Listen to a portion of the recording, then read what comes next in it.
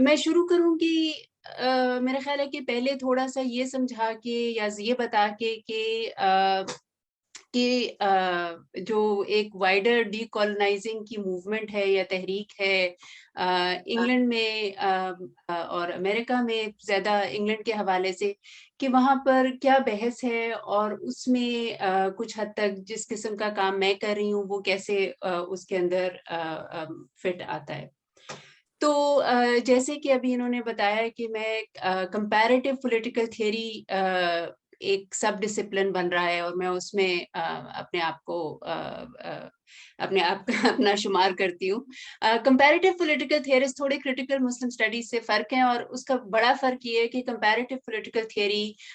فلسفے اور political theory میں وہ لوگ ہیں جو کہ یورپ اور یورو سینٹریسٹی سے آگے جانا چاہتے ہیں۔ یعنی کہ ہمارا یہ خیال ہے کہ جو بہت سارے تھیوریٹیکل کانسیپٹس ہیں، جو بہت سارے فلسافیکل کانسیپٹس ہیں، ان کو ایک بہت نیرو ہسٹوریکل ایکسپیرینس، بہت لمیٹڈ ہسٹوریکل ایکسپیرینس کی بیسس پہ یونیورسلائز کیا گیا۔ یعنی کہ یورپ کے جو ایکسپیرینسز تھے، ان کے جو مسائل تھے، جو ان کے لیے سوالات تھے، ان کی بیسس پہ انہوں نے کچھ فلسفے، کچھ کانسیپٹس، کچھ آئیڈیاز ڈیولپ کیے، لیکن پھر ان آئیڈیاز کو ایک یونیورسل شکل دے دی کہ یہ اب باقی ساری دنیا کے لیے بھی یہی آئیڈیاز ہیں، یہی کانسیپٹس ہیں، اور ان کو اسی طرح آئیڈیلی ہمیں باقی دنیا میں بھی ان کو اسی طرح سے پروان چڑھانا چاہیے۔ تو جو کمپیریٹیو پولیٹیکل تھیوری کی ورکشاپس میں کنڈکٹ کرتی ہوں، اس میں میرے ساتھ جو میرے کو کنوینرز ہیں، ایک پروفیسر ہیں چائنیز پولیٹیکل تھاٹ کی، ایک پروفیسر ہیں انڈین پولیٹیکل تھاٹ کی، اور ہم اس کے علاوہ نیٹو امریکن انڈیجنس اسکالرز جو ہیں، بہت سارے لوگ جو اسلامک تھاٹ اینڈ پریکٹس پر کام کرتے ہیں جیسے کہ میں، اور بہت سارے لوگ جو کہ افریقہ کی یہ پولیٹیکل تھیوریز اینڈ فلسفیز پر کام کرتے ہیں۔ تو ہمارا ایک انٹرسٹ یہ ہے کہ یہ جو ایک یورو سینٹریسٹی جس طرح سے فلسفے پہ خاص طور پر چھائی ہوئی ہے، اور جس طرح سے کہ ان کانسیپٹس کو ایسے پریزنٹ کیا جاتا ہے کہ وہ یونیورسل ہیں، اور ان کے اوپر سوال اٹھانا شاید ہماری بیکورڈنیس ہے، ہم پیچھے رہ گئے کیونکہ ہم نے ان کو ایکسیپٹ نہیں کیا۔ تو ہم ان ساری چیزوں کے بارے میں سوال اٹھانا چاہتے ہیں۔ تو میرا اس لارجر کانٹیکس میں اسلامک تھاٹ اور پریکٹس پر فوکس کرتی ہوں، اور اس حوالے سے میرا کام جو ہے وہ تھوڑا سا اس طرح سے کمپیریٹیو بھی ہے، لیکن یہ جو ڈی کالونائزنگ کی بحث ہے، یہ کچھ سالوں سے، 2 سال سے خاص طور پہ بہت زیادہ اس تحریک نے اسٹرینتھ پکڑی ہے، یو کے میں بھی اور یو ایس میں بھی۔ لیکن یہ شروع زمبابوے، ساؤتھ افریقہ ایسے ممالک میں ہوئی جہاں پہ انہوں نے جس طرح سے ابھی پہلے انہوں نے کہا کہ یہ ہمارے تعلیمی اداروں کے تحت سب سے زیادہ، اور تعلیمی اداروں کے تھرو یہ آئیڈیاز جو ہیں یہ انکلکیٹ کیے جاتے ہیں، سوسائٹی میں پھیلائے جاتے ہیں۔ تو ساؤتھ افریقہ میں، زمبابوے میں یہ تحریک شروع ہوئی کہ ہمیں وہ کریکولم، وہ سلیبس کیوں پڑھایا جاتا ہے جو کہ کلونیل دور کی نہ صرف ایک طرح سے لیگیسی ہے کہ کلونیل دور کا ایک تحفہ ہے ہمارے پاس جو ابھی تک چلا آ رہا ہے، بلکہ یہ کہ یہ جو آن گوئنگ کلونیلزم اور آن گوئنگ امپیریلزم ہے۔ یعنی کہ جب ہم کلونیلزم کی بات کرتے ہیں تو لوگ اس کو نوآبادیت بھی کہتے ہیں، استعمار بھی کہہ سکتے ہیں، جہانگیریت بھی کہہ سکتے ہیں، اور ان سب کی تھوڑی تھوڑی مختلف کونوٹیشنز ہیں۔ لیکن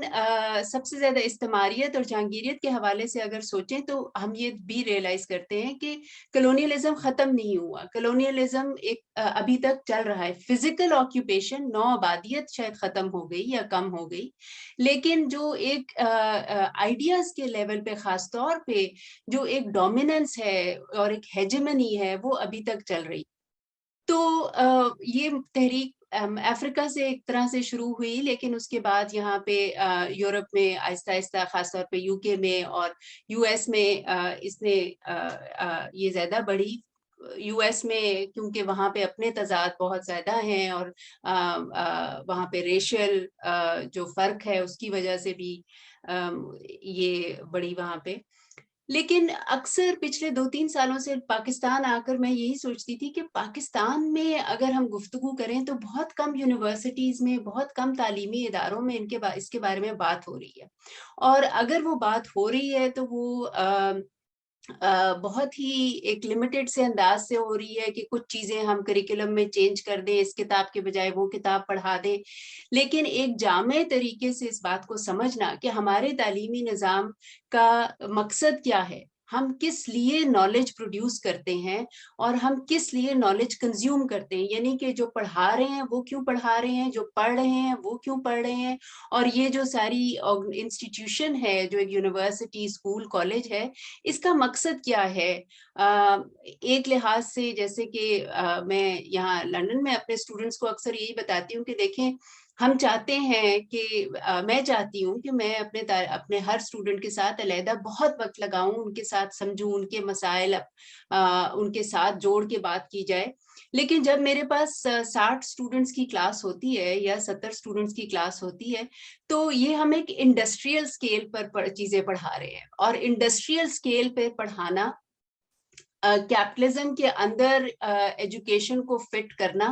ان ساری چیزوں کے ساتھ اپنے پریشرز آتے ہیں. اور وہ جو پریشرز ہیں ان کے تحت ہم کیا پڑھا رہے ہیں، کیوں پڑھا رہے ہیں، کس مقصد سے پڑھنا چاہیے کسی کو اور کس مقصد سے وہ پڑھ رہے ہیں، یہ سارے سوالات گم ہو جاتے ہیں اور اکثر ان کے بارے میں بات نہیں ہوتی.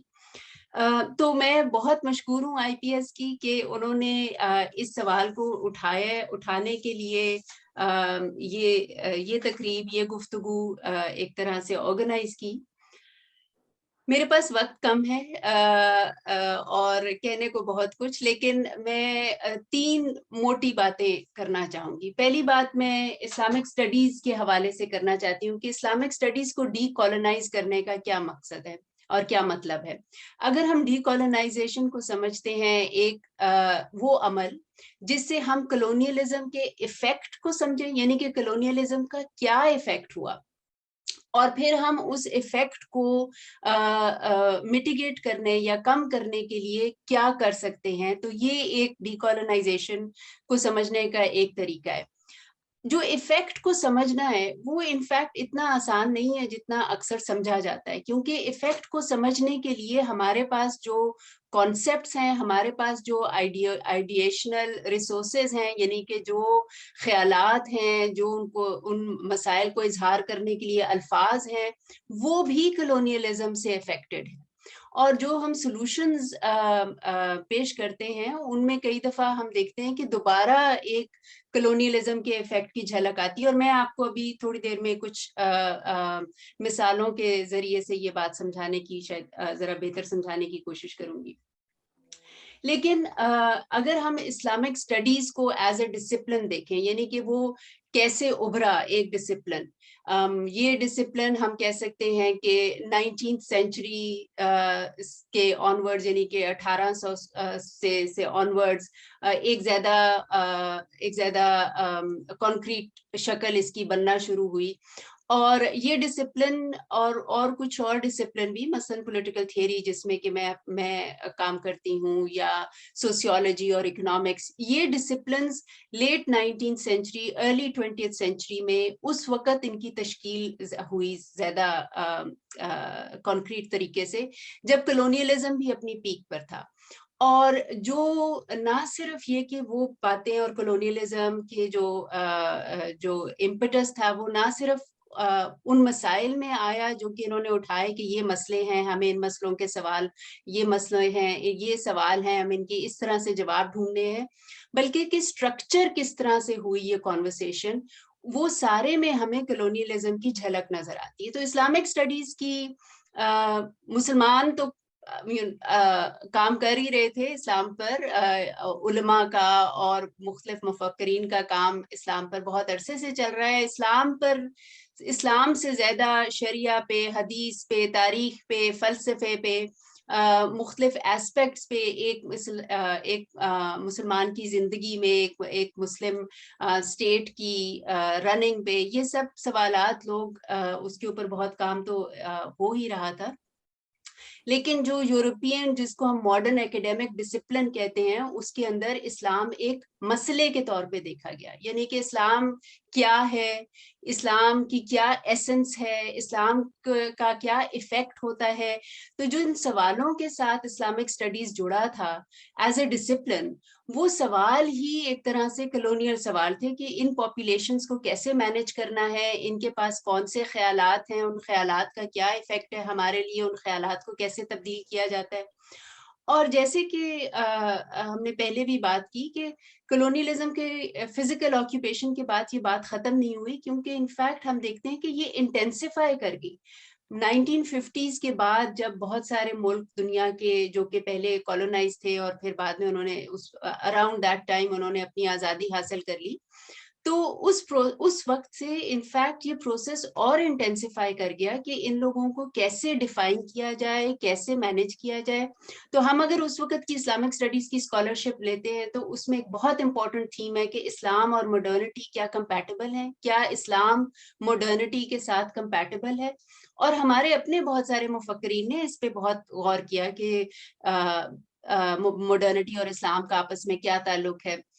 پھر ہم اگر 1990s 1980s میں آ جاتے ہیں تو یہ سوال تھوڑا سا اس طرح سے تبدیل ہو گیا، کیونکہ سوویت یونین کی تب تک لیٹ 1980s میں جب فال آف سوویت یونین ہو گئی، اس کے بعد liberalism became the ideology, the dominant ideology دنیا کے اوپر. انکریزنگلی لبرلزم ایک ایسی آئیڈیالوجی بن گئی جس کا تسلط ساری دنیا پر کیا جانے لگا.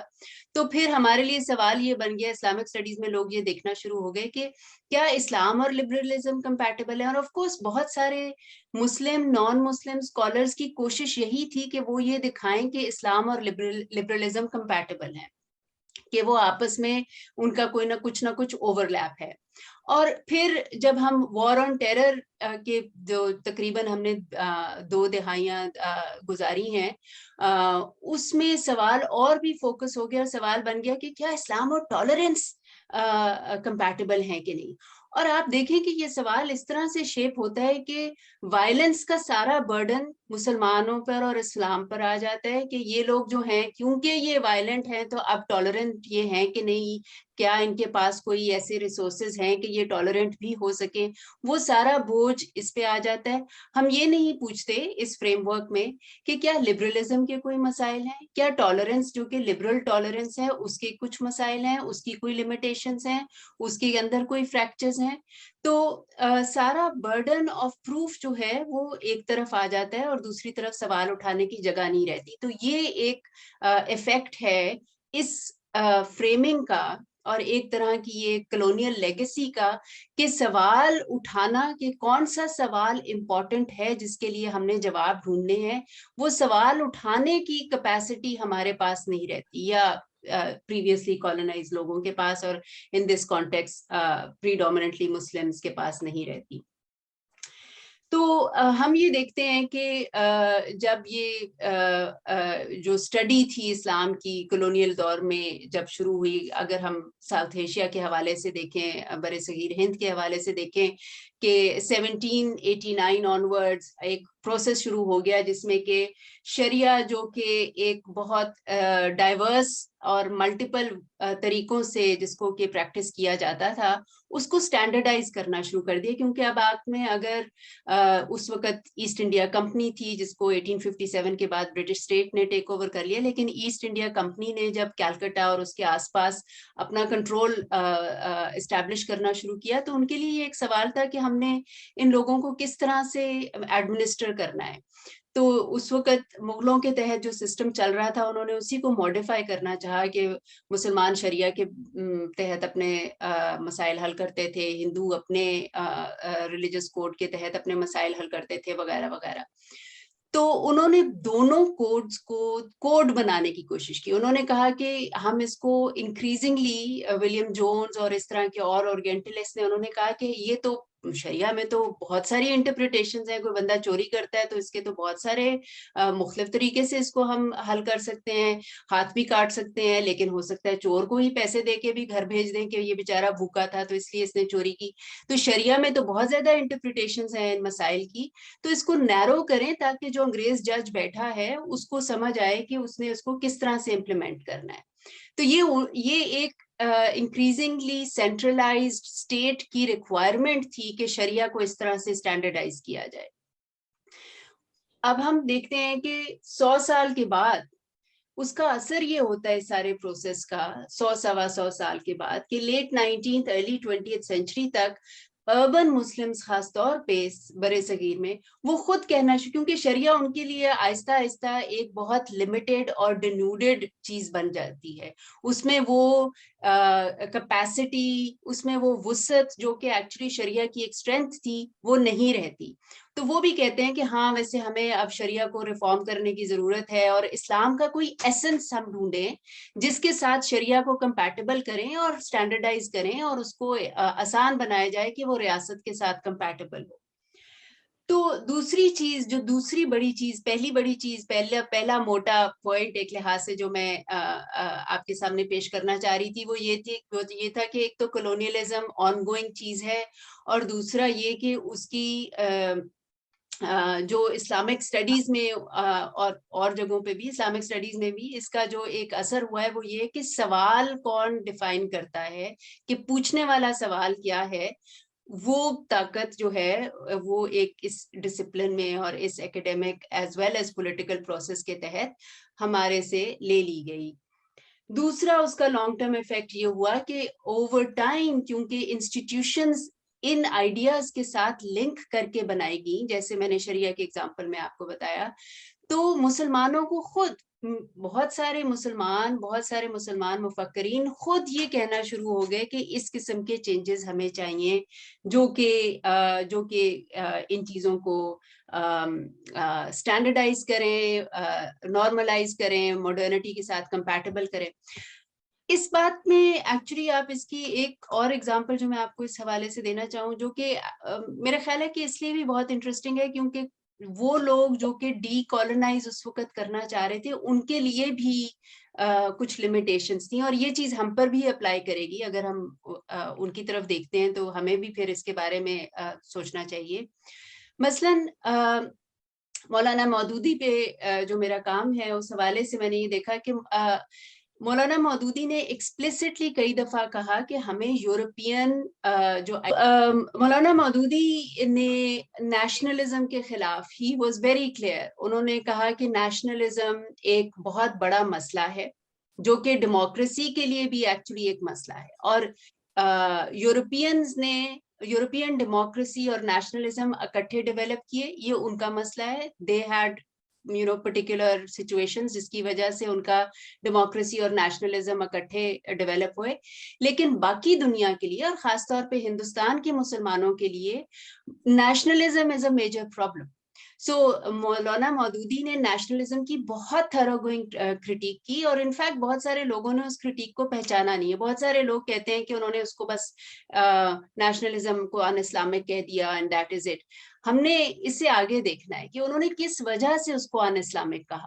تو انہوں نے اس وجہ سے ان اسلامک کہا بیکاز ہی تھاٹ کہ نیشنلزم جو ہے وہ انسان کو ایک کمپیٹیٹیو ریسزم کی طرف جو ہے آہستہ آہستہ لے کے جاتا ہے. تو اگر آپ دیکھیں کہ انہوں نے کس طرح سے نیشنلزم کی ہسٹری ٹریس کی ہے ایرسٹوٹل سے, کہ کس طرح سے گریکس جو ہیں they set up these distinctions between the barbarians and the Greeks, اور کس طرح سے انہوں نے ان کو ایکسکلوڈ کیا. اور پھر جب جو یونیفائڈ چرچ تھا یورپ کا, Maududi is very appreciative of that. وہ کہتے ہیں کہ یہ تو بہت اچھا تھا جس کی وجہ ایک طرح سے یورپ کی مختلف ٹرائبس کو اکٹھا کرنے کے لیے یونیفائڈ چرچ کا بہت فائدہ تھا. لیکن اوور ٹائم وہ چرچ بھی ٹوٹا اور جو یورپ کے اندر کمپیٹیٹیو ریسزم تھا وہ بھی بڑھ گیا. تو ان کی ڈیموکریسیز اس ریسزم, نیشنلزم اور کولونیلزم کا کمبینیشن سے بنی ہے. ہمارے لیے یہ نیشنلزم ضروری نہیں ہے. سو ایک طرف مودودی نے یہ کرٹیک کی نیشنلزم کی، and it is a very I think very profound critique جس کو ایکچولی ریکگنائز نہیں کیا گیا. لیکن دوسری طرف جو انہوں نے سولوشن پیش کیا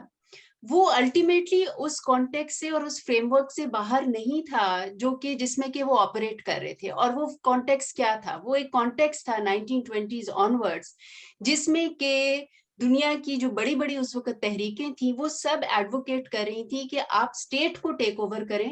سوسائٹی کو ٹرانسفارم کرنے کے لیے. یعنی کہ اس وقت کی لبرل نیشنلسٹ موومنٹس یہ کہہ رہی تھیں یورپ میں، یورپ کے باہر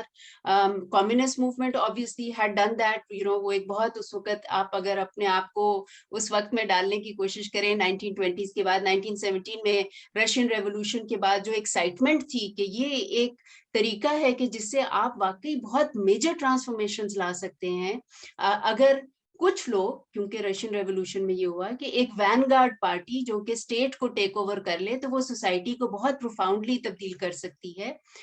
socialist wanted the same thing کہ وہ اسٹیٹ کو ٹرانسفارم کریں تاکہ اس کے تھرو سوسائٹی کو ٹرانسفارم کیا جائے. سو مودودی صاحب اس فریم ورک میں آپریٹ کر رہے تھے اینڈ ہی آلسو پروپوزڈ کہ مسلمانوں کے لیے ضروری ہے کہ they take a vanguard party takes over the state اور وہ سوسائٹی کو ٹرانسفارم کرے. تو میرے کہنے کا مقصد یہ ہے کہ انہوں نے ڈی کالونائز کیا اپ ٹو اے پوائنٹ اور اس کے بعد لیکن never the less certain other ideas were very difficult for him to go beyond. تو ہم اپنے لیے جب ہم ڈی کالونائز کرنے کی کوشش کرتے ہیں تو ہمیں بھی یہ بات مد نظر رکھنی چاہیے کہ ہمارے لیے بھی اس قسم کی لمیٹیشنز ہوں گی، جس کا یہ مطلب نہیں ہے کہ ڈی کالونائزنگ نہیں کرنی، لیکن ہمیں یہ ریکگنائز کرنا چاہیے کہ it is a very difficult task. اور اس کو میرا خیال ہے کہ خاص طور پہ جو مودودی کی ایفرٹ تھی اس کو دیکھ کر میرا یہ خیال ہے کہ ہمیں ڈی کالونائزیشن کو ایسے سمجھنا چاہیے کہ it is not the rejection. ہمارے لیے اب ممکن نہیں ہے مکمل ریجیکشن، کیونکہ ہم ایسی انسٹیٹیوشنز کے ساتھ رہتے ہیں، ہم ایسے اسٹیٹ اسٹرکچرز کے ساتھ رہتے ہیں، ہم کیپٹلزم کے اندر انٹرینچڈ ہیں، اس کے اندر پھنسے ہوئے ہیں وغیرہ وغیرہ. تو ہم نے جو ڈی کالونائزیشن کا یہ مطلب نہیں ہے کہ ہم کسی پرسٹین پیور پرانے وقت کو صرف دیکھیں ایز دا سولوشن. ہم نے مختلف ٹریڈیشنز آف تھاٹ کو کمبائن کرنا ہے. مطلب ڈی کالونائزیشن کا یہ مطلب میرے نظر میں ہے کہ ہم نے کریٹیولی آج کے مسائل کو سمجھنا ہے اور اس کے سولوشنز کے لیے صرف یورپ، صرف مدینہ کی اسٹیٹ، صرف فلانے وقت کا کچھ ان کو نہیں دیکھنا، ان میں سے مختلف چیزوں کو لے کر کمبائن کرنا ہے. And that I saw in Maududi because Maududi did that. اگر آپ مودودی کا کام غور سے پڑھتے ہیں تو he is drawing upon European ideas as well as Islamic ideas. وہ ان کو پریزنٹ صرف اسلامک آئیڈیاز کے طور پر کرتے ہیں، لیکن ہی ایکسپلسٹلی اور وہ مطلب بہت ڈیٹیل میں ڈسکس بھی کرتے ہیں مختلف کتابیں اپنے کام میں یورپین آتھرز کی. So he's drawing upon two different traditions. And in fact, I think it is impossible for us to not do that. آج کے کانٹیکس میں ہم نے کسی ایک چیز کو رد نہیں کرنا، ہم نے دونوں چیزوں کو تھوڑا تھوڑا شفٹ کرنا ہے، ٹرانسفارم کرنا ہے. تو اب آج کل جو میرا نیا کام ہے وہ اسلامک سوشلزم کے حوالے سے میں دیکھ رہی ہوں کہ جو ڈیبیٹس اس وقت تھیں جبکہ Islamic socialism in particular was a movement 1920s onwards. again ہم دیکھتے ہیں کہ اس پہ کافی مختلف دنیا کے ملکوں میں کام ہوا. تو ہم نے یہ ایک جو بحث کافی عرصہ رہی ہے اور یہ obviously اس کا پریشر تھا کہ یورپین تھیوری کا ایک طرف سے پریشر تھا کہ جی اگر آپ نیچے کو کے اوپر یا اگر آپ مارکس سے کچھ بورو کرتے ہیں یا کسی آئیڈیا کو اس کے ڈیولپ کرتے ہیں تو آپ بس صرف ویسٹرن ہو گئے اور آپ اسلامی نہیں رہے. اور اگر آپ نے اسلامک کام کرنا ہے تو آپ نے صرف آپ صرف ابن تیمیہ یا ابن جوزیہ یا الفارابی سے ڈرا کریں تو پھر وہ اسلامک کام ہے. اور ایکچولی یہ Islamic socialist debates are very interesting because they very explicitly, وہ بہت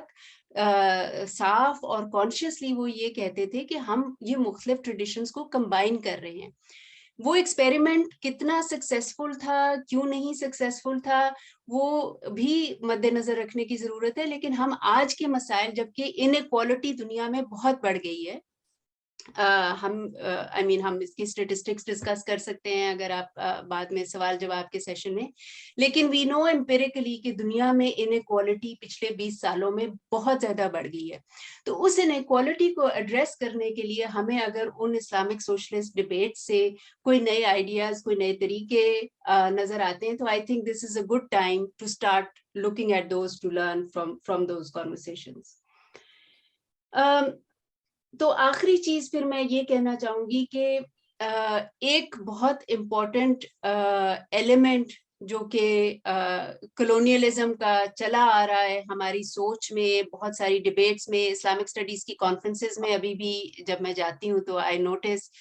کہ ایک جو اور میس میڈیا اور پاکستان کے اندر مثلا میس پولیٹیکل ڈبیٹس میں یہ نظر آتا ہے کہ ابھی بھی یہ ایک بہت ایک جستجو ہے کہ ہم نے اسلام کی ایسنس کو ڈیفائن کرنا ہے. لیکن if we look at the whole process کہ یہ گفتگو شروع کب ہوئی کہ اسلام کی ایک ایسنس ہے اور اس ایسنس کے ساتھ آپ نے صرف کام کرنا ہے, تو that is a very modern phenomena. اس سے پہلے کے محققین, مسلم مفکرین اور محققین, وہ مختلف ایسپیکٹس پہ کام کرتے تھے, لیکن سارے اسلام کو ایک ڈبہ بنا دینا کہ اب اس ڈبے کی ایسنس کیا ہے, that is a modern phenomena and that is a colonial heritage کہ ہم اسلام کو ریشنلائز کر کے اس کو ایک بہت لاجیکل ڈبے میں بند کرنا چاہتے ہیں کہ اے سے شروع ہوتا ہے, پھر بی آتا ہے, پھر سی آتا ہے اور یہاں پہ ختم ہوتا ہے زیڈ, اور یہ ساری ایک لائن میں ہم نے اسلامک آئیڈیاز کو اس طرح سے ڈال کے رکھنا ہے. That is a very modern impulse. اور اس ماڈرن امپلس کا ایک یہ کلونیلزم کا ایک حصہ ہے کہ یہ ایک آئیڈیا تھا کہ جی ہندوازم کی ایک امپلس ہے اور ایک ایسنس ہے, کرسچینٹی کی ایک ایسنس ہے, اسلام کی ایک ایسنس ہے, بس ہم اس کو ڈھونڈ لیں تو پھر ہم کئی مسئلوں کو اس کے ساتھ حل کر سکتے ہیں. مجھے یہ لگتا ہے, لیکن I am again open to debate that is a very dangerous colonial legacy جس کے ساتھ ہم ابھی بھی کام کر رہے ہیں. اور دوسری آئی تھنک کہ ڈی کالونائزنگ کے جو کہ صرف اسلام کے حوالے سے نہیں لیکن مور جنرلی میرا خیال ہے کہ ڈی کالونائزنگ کا ایک بڑا مطلب یہ ہے کہ ہم سوال اپنے لیے خود ڈیفائن کریں. جواب تو ڈھونڈیں گے, ملیں گے, وقت لگے گا, لیکن سوال کیا ہونا چاہیے, what is the question that we should be looking at. یہ سوال اپنے لیے خود ڈیفائن کرنا جو ہے یہ ایک زیادہ مشکل کام ہے, لیکن at the same time that is where we are more likely to move away from colonial legacy. وہ ہمیں ڈیکالونائزیشن کی طرف جانے کا شاید زیادہ امپورٹنٹ اور زیادہ مفید رستہ وہی ہے کہ جس میں ہم سوال اپنے لیے خود ڈیفائن کرنا سیکھیں. تو بہت شکریہ. مجھے لگتا ہے کہ میں اپنے وقت سے اوپر چلی گئی ہوں. آپ لوگوں کے کا پیشنس کا بھی بہت شکریہ, اور I am looking forward to the questions کیونکہ اب میری لرننگ شروع ہوتی ہے آپ کے سوال اور آپ کے کامنٹس کے ساتھ. بہت شکریہ.